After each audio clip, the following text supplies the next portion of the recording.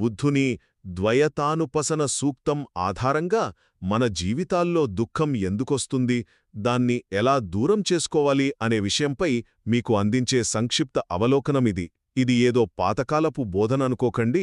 నేటి ఉరుకుల పరుగుల జీవితంలో మనం రోజూ ఎదుర్కొనే మానసిక ఒత్తిడిని తగ్గించుకుని నిజమైన ప్రశాంతతను ఎలా పొందాలో నేర్పించే అద్భుతమైన గైడ్ ఇది.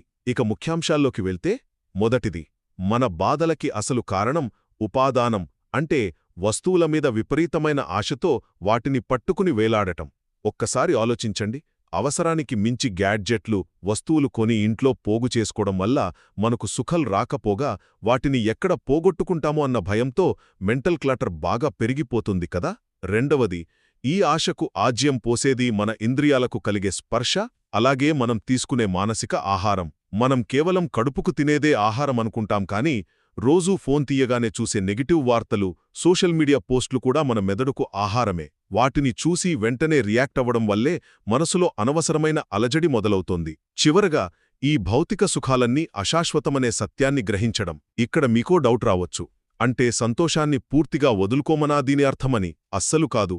సామాన్య లోకం దేనిని సుఖం అనుకుంటుందో జ్ఞానులు దానినే భ్రమగా చూస్తారు. ఇతరులతో పోల్చుకోకుండా, బాహ్య వస్తువుల మీద ఆధారపడకుండా నిశ్చలంగా ఉండటమే నిజమైన స్వేచ్ఛ లేదా నిబ్బానం.